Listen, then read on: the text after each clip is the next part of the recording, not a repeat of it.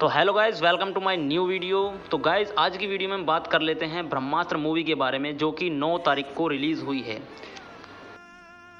तो कहानी शुरू होती है अमिताभ बच्चन की बैकग्राउंड वॉइस से, जहां पर वो एक प्राचीन कहानी सुना रहे हैं। उन्होंने बताया है कि बहुत सालों पहले पृथ्वी पर बहुत सारे ऋषि मुनि रहते थे, जिन्होंने काफ़ी लंबे समय तक तपस्याएं की और उन तपस्याओं का फल उन्हें बहुत सारी शक्तियों के रूप में मिला। उन्हें अलग अलग अस्त्र के रूप में अलग अलग शक्तियां मिली। इन सभी शक्तियों का जो सबसे बड़ा अस्त्र था वो था ब्रह्मास्त्र। ब्रह्मास्त्र सबसे अधिक शक्तिशाली था, बाकी सभी अस्त्र उससे छोटे थे। इन सभी शक्तियों को पाकर इन सभी की एक टीम बनी और इस टीम का नाम था ब्रह्मांश। आगे आगे बढ़कर ये अस्त्र नए नए लोगों को मिलते रहे और सभी इनका प्रयोग भी सीखते रहे, और उन सभी का काम था कि वो किसी भी तरह ब्रह्मास्त्र को बचाकर रखेंगे, क्योंकि ब्रह्मास्त्र जिसके पास में होगा उसके पास सारी शक्तियां होंगी। अब मूवी यहाँ से बढ़ती है प्रेजेंट टाइम में हम देखते हैं कि एक लड़का शिवा, जो कि मुंबई में बहुत बड़े दशहरा महोत्सव में होता है, और वहीं पर वह पहली बार देखता है ईशा यानी आलिया भट्ट को, क्योंकि यह एक दशहरे का महोत्सव होता है। वहाँ पर रावण भी जलता है, तो शिवा देख रहा होता है ईशा की ओर। ईशा के पीछे ही रावण जल रहा होता है। ईशा के साथ साथ जैसे ही वह रावण को जलता देखता है तो उसके सामने कुछ फ्लैशेस आ जाते हैं, और वो फ्लैशेस सीधा पहुंच जाते हैं दिल्ली में। दिल्ली में बहुत बड़े एक साइंटिस्ट को देखते हैं जिसका नाम होता है मोहन यानी शाहरुख खान। मोहन अपनी रिसर्च के काम में लगा होता है, तभी वहाँ 2 लोग आते हैं जो कि ब्रह्मास्त्र के एक टुकड़े को लेने आए होते हैं। सदियों पहले क्योंकि ब्रह्मास्त्र में बहुत ज़्यादा ताकत थी, तब दूसरे लोगों से उसे बचाने के लिए उसे 3 टुकड़ों में तोड़ दिया गया था, जिसका एक टुकड़ा मोहन के पास में होता है, तथा मोहन के पास में एक वानर अस्त्र होता है जो कि एक कड़े के फॉर्म में होता है। उसे अपने पैर में वो पहने होता है और वह उन दोनों लोगों से ज़बरदस्त फाइट करता है। एक बार तो वह लंबा जंप मारकर वहां से निकल जाता है, लेकिन उसे फिर वापस आना पड़ता है क्योंकि वो दोनों लोग लड़ाई के बाद जा चुके होते हैं। तो मोहन ने ब्रह्मास्त्र का टुकड़ा जो अपने सामान में छुपा कर रखा होता है उसे लेने के लिए उसे वापस आना पड़ता है। तभी वहां उसके पीछे जुनू आ जाती है, जो कि होती है मौनी रॉय। जुनू का जो मिशन होता है वो ये होता है कि कैसे भी करके उसे ब्रह्मास्त्र के 3 टुकड़ों को जोड़ना है। वो ऐसा क्यों करती है वो आगे हम बताएंगे। यहाँ पर जुनू अपनी शक्तियों का प्रयोग करके मोहन को पकड़ लेती है और मोहन से ब्रह्मास्त्र का टुकड़ा छीन लेती है, और बाकी 2 टुकड़ों को पूछने के लिए मोहन को फोर्स करने लगती है। मोहन अपने आप को अंतिम सांस तक रोकता है, लेकिन अंत में वो भी हार जाता है और खुद को बिल्डिंग से नीचे गिरा लेता है, लेकिन उसको दोनों टुकड़ों के बारे में नहीं बताता। अब दूसरी तरफ शिवा को ये सभी सीन फ्लैशेस में दिखाई दे रहे होते हैं, उसी कारण वो बेहोश हो जाता है। लेकिन जब वह होश में आता है तब तक ईशा वहां से जा चुकी होती है। शिवा फिर से अपनी टीम के साथ किसी दूसरी पार्टी में जाता है जहां उसे ईशा फिर से दिखाई देती है। इस बार वो मौका गंवाए बिना ईशा से बात करता है और ईशा भी उससे इम्प्रेस हो जाती है। अब शिवा ईशा को उस जगह लेके जाता है जहाँ पर वो बड़ा हुआ है, क्योंकि शिवा अनाथ होता है। उस जगह पर वो पहले अपनी माँ के साथ रहता था। पार्टी खत्म होने के बाद शिवा ईशा को अपने रूम में ले जाता है और बताता है कि किस तरह आग लगने से उसकी माँ की डेथ हो गई, लेकिन वो बच गया, और वह आज भी उसी जगह पर इसलिए रहता है ताकि आज भी उसे अपनी माँ को अपने करीब समझे। वो उसे उस शंख को दिखाता है जो शिवा की माँ ने उसे जाते जाते दिया था, जो बहुत इंपॉर्टेंट होता है। दूसरी तरफ जुनू मोहन के दिमाग से पता लगा लेती है कि दूसरा टुकड़ा कहां पर है, जो कि बनारस में किसी अनीस नाम के आर्टिस्ट के पास होता है, और ये सब शिवा को फिर से फ्लैशेस में दिखाई देने लगता है। इस आर्टिस्ट के पास भी एक सुपर पावर होती है जो कि नंदी पावर होती है, तथा तीसरा टुकड़ा किसी गुरु के पास में है जो कि कहीं पहाड़ों पर रहता है। इससे पहले के गुरु का भी पता चल जाए, मोहन अपने आप को बिल्डिंग से गिरा लेता है। अब ये सारी बातें शिवा के सामने ही आ रही होती हैं। वो तुरंत जाता है और अनीस नाम के आर्टिस्ट के बारे में नेट पर सर्च करता है, और उसे कन्फर्म हो जाता है कि वो सब जो उसे दिखाई दे रहा है वो सच है। शिवा ये सब बातें ईशा को बताता है और बनारस के लिए चल देता है। ईशा भी उसके साथ में जाती है। बनारस में वो लोग एक नाव पर बैठे होते हैं, तभी एकदम एक आग पानी से निकलकर शिवा के पास उसके हाथों में आ जाती है और ईशा डर जाती है। शिवा तब उसे बताता है कि आग से वो जल नहीं सकता। ये सुनकर ईशा शॉक्ड हो जाती है, लेकिन उसे गुस्सा आता है कि शिवा ने उसे वो बात पहले क्यों नहीं बताई। भले ही उन्हें मिले हुए 2 दिन हुए हैं। इसके बाद उन्हें वहाँ पर अचानक जुनू का एक आदमी दिखाई देता है और गायब हो जाता है। अब ये दोनों यहाँ पर अनीस को ढूंढ लेते हैं और जुनू भी अपने दोनों आदमियों के साथ अनीस को ढूंढने में लगी होती है। उनमें से एक आदमी ने वानर वाला अस्त्र पहना होता है जो कि उसने मोहन से छीना होता है। वो ईसा पर अटैक करता है, लेकिन अनीस वहाँ पर अपने नंदी अस्त्र का इस्तेमाल करके सबको बचाकर निकल जाता है और वो तीनों कार में बैठकर पहाड़ों की तरफ निकल जाते हैं। वहीं पर शिवा को फिर से एक विज़न आता है जिसमें उसे एक बड़ी सी काली मूर्ति दिखाई देती है जिसके सामने जुनू खड़ी होती है, क्योंकि यही वो मूर्ति है जिसके लिए उसे ब्रह्मास्त्र चाहिए।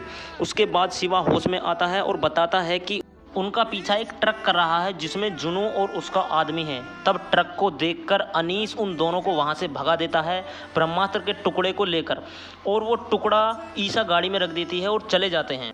अब यहाँ पर अनीस अपनी नंदी पावर का यूज़ करता है और एक मुक्के में ट्रक को तोड़ फोड़ देता है, लेकिन उस पर लगातार फायरिंग होने की वजह से अनीस कमज़ोर पड़ जाता है।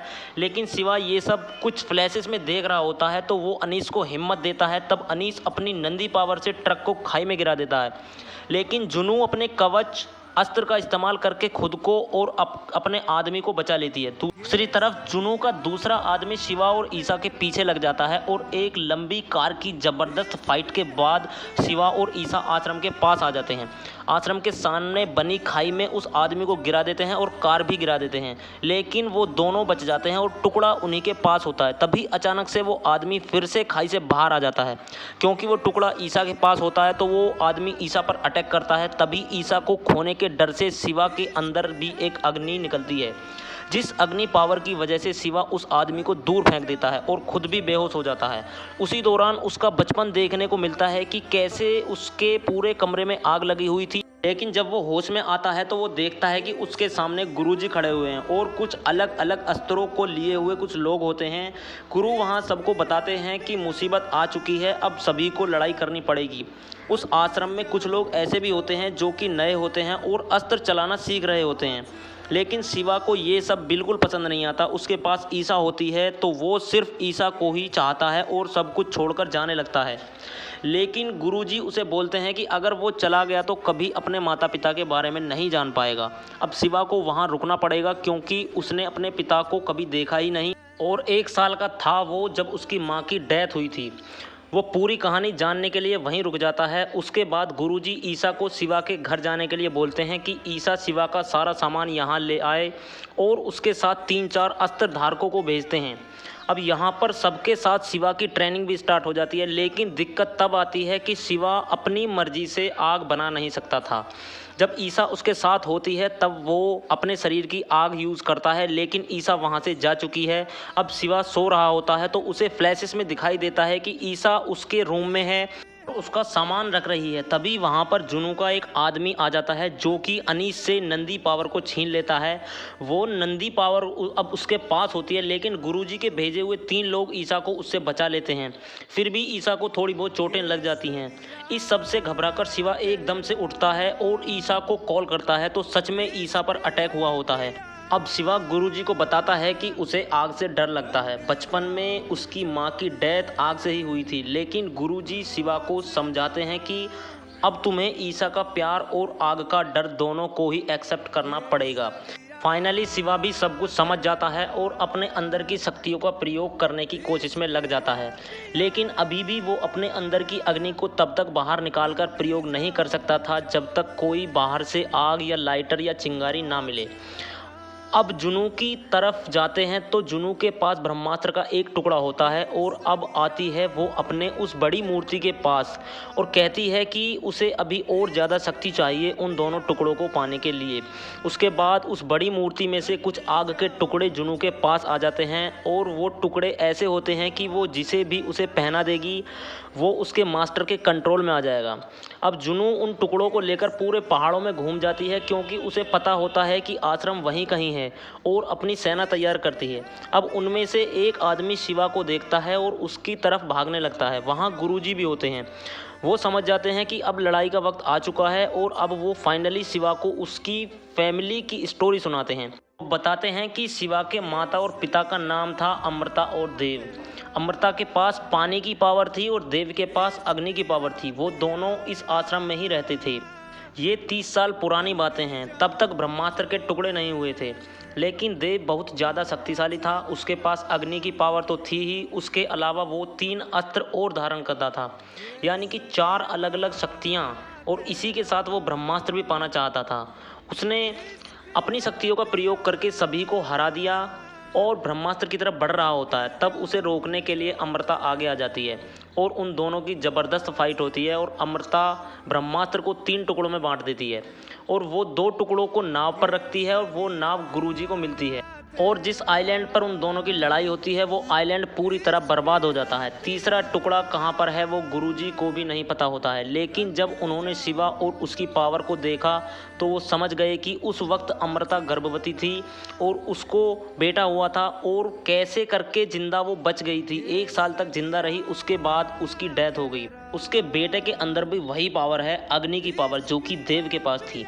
गुरुजी शिवा से ये कहते हैं कि तुम्हारे पास जो शंख है, जो तुम्हारी माँ तुम्हें देकर गई थी, जिसे लेने ईसा गई हुई है, वो कोई मामूली शंख नहीं है, वो भी एक माया अस्त्र है। और माया अस्त्र तब तक ओपन नहीं होता जब तक उस पर उसके मालिक का खून ना गिराया जाए, क्योंकि शिवा के अंदर अपनी माँ का खून होता है। तो जैसे ही शंख के ऊपर उसका खून गिराया जाता है तो वो शंख एक बॉक्स के रूप में आ जाता है, जिस बॉक्स में ब्रह्मास्त्र का तीसरा टुकड़ा होता है। यानी कि शुरू से ही तीसरा टुकड़ा शिवा के पास होता है और वो देव, जो कि एक बड़ी मूर्ति होती है जिसके लिए जुनू को ब्रह्मास्त्र चाहिए। इसका मतलब है कि देव अभी भी पूरी तरह से मरा नहीं है, वो अभी भी कहीं ना कहीं जिंदा है। वो ब्रह्मास्त्र उसे पूरी तरह से जिंदा कर सकता है। जिस तरह उस लड़ाई में अमृता बच गई होती है, उसी तरह देव भी कुछ रूप में बच गया होता है। अब जब तक शिवा ये सारी कहानी सुनता है तब तक जुनू ने वो जगह ढूंढ ली होती है और उस गांव के हर इंसान को वो पत्थर पहना दिया होता है, जो अब पूरा गांव जुनू की सेना बन चुकी होती है। वही पत्थर का टुकड़ा एक शिवा के पास भी होता है, क्योंकि जिस आदमी ने थोड़ी देर पहले शिवा पर अटैक किया था उससे इन्होंने वो पत्थर का टुकड़ा छीन लिया था। शिवा अनजाने में उस टुकड़े को पहन लेता है और अब वो पहुंच जाता है देव की मूर्ति के सामने। लेकिन जब शिवा को पत्थर पहनता है उसी वक्त जुनू भी उसके दिमाग में चली जाती है और उसे आश्रम का पता चल जाता है।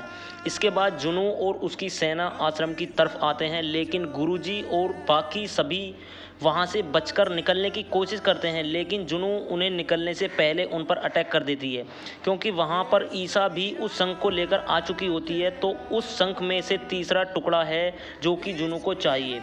इन सभी में यहाँ पर फिर फाइट होती है। जुनू ने रानी को पकड़ कर रखा होता है, क्योंकि रानी को पता होता है कि तीसरा टुकड़ा कहाँ है, लेकिन तब तक वहाँ शिवा आ जाता है तीसरा टुकड़ा लेकर और जुनू के साथ फाइट करने लगता है। जुनू पहले तो एक बार को शॉक्ड हो जाती है कि कोई और भी है देव के सिवा जो अग्नि को कंट्रोल कर सकता है। इसके बाद वो पूरी तरह से शक्तियों का प्रयोग करती है और शिवा की भी असली पावर निकल कर आती है और शिवा बहुत ही भयंकर तरीके से आग का प्रयोग करता है कि जुनू समझ जाती है कि आग से इसे हराया नहीं जा सकता। और अब जुनू देव से हेल्प मांगती है और उसे मिलती है अब पानी की पावर, क्योंकि जितने अस्त्र देव के पास होते हैं उन सभी पावर का यूज़ जुनू कर सकती है। पूरी तरह नहीं कर सकती, लेकिन कुछ तरीके से कर सकती है। और जुनू पानी की पावर से वहाँ पर बारिश कर देती है और उससे शिवा की आग शांत हो जाती है। लेकिन पानी तो अमृता का अस्त्र था, तो इसका मतलब ये है कि अमृता को जानबूझकर मारा गया था और उससे उसका अस्त्र भी ले लिया गया था और उसे मरवाने वाला देव ही है। अब अग्नि शांत हो चुकी है तो ईसा ब्रह्मास्त्र के टुकड़े को लेकर भागने लगती है और बाकी सभी लोग भी शिवा ईसा की मदद करते हैं। अब यहाँ पर फिर से लड़ाई स्टार्ट होती है, जिसमें ईसा एक खाई के पास खड़ी होती है, उसके पास टुकड़ा होता है। तभी वहाँ एक छोटा सा लड़का आता है जिसके पास भी एक अस्त्र शक्ति होती है। उधर शिवा ने फिर से अपनी आग को जागृत कर लिया होता है और बाकी सबसे फाइट कर रहा होता है। इस सारी फाइट में जुनू खाई में गिर जाती है। ईसा को लगता है कि जुनू मर चुकी है, लेकिन जुनू खाई से फिर निकल आती है और ईसा से टुकड़ा छीन लेती है और आपस में तीनों टुकड़ों को जोड़ देती है। फाइनली ब्रह्मास्त्र कंप्लीट हो जाता है, लेकिन ब्रह्मास्त्र जुनू के हाथों में होता है तो ब्रह्मास्त्र की पावर को वो सहन नहीं कर पाती है और उसकी डेथ हो जाती है। क्योंकि ब्रह्मास्त्र अब जुड़ चुका है तो उसकी शक्ति इतनी तेज होती है कि पूरी पृथ्वी पर खलबली मच जाती है, भूकंप आने लगते हैं और सब कुछ टूटने लगता है, धरती फटने लगती है। यहाँ ईसा एक खाई के पास होती है और मरने वाली होती है, क्योंकि शिवा के लिए ईसा से ज़्यादा इम्पोर्टेंट और कुछ नहीं होता है। तो वो तुरंत ही भागकर ईसा के पास में आ जाता है, उसे और कवर कर लेता है, क्योंकि उसके पास ईसा होती है तो वो अपने अंदर की अग्नि को जागृत कर सकता है और ईसा को बचा लेता है। और शिवा की अग्नि की पावर इतनी ज़्यादा होती है कि ब्रह्मास्त्र को वो कंट्रोल कर लेती है और ब्रह्मास्त्र की सारी पावर शांत हो जाती है। अब फाइनली शिवा को ऐसा लगता है कि ब्रह्मास्त्र कुछ नहीं कर रहा है और उनके पास में ही है, तो इसका मतलब वो लोग जीत गए। लेकिन हमने देखा था कि जिस वक्त जुनू ने ब्रह्मास्त्र के तीनों टुकड़ों को जोड़ा था, तभी वो देव की बड़ी मूर्ति भी टूट गई थी और उसमें से निकलते हैं अग्निदेव। और शिवा पार्ट 1 यहीं पर ख़त्म हो जाता है। शिवा पार्ट 2 में हम देखेंगे अग्निदेव की स्टोरी। और दोस्तों, अगर आपको हमारी ये वीडियो अच्छी लगी हो तो हमारी वीडियो के लिए एक लाइक करें और हमारी वीडियो को अपने दोस्तों में ज़्यादा से ज़्यादा शेयर करें और कमेंट में बताएं कि कैसी लगी आपको हमारी ये स्टोरी, कैसी लगी हमारी आपको वीडियो। और चैनल को सब्सक्राइब ज़रूर कर लें ताकि इसी तरीके की वीडियोस आपको मिलती रहें। धन्यवाद।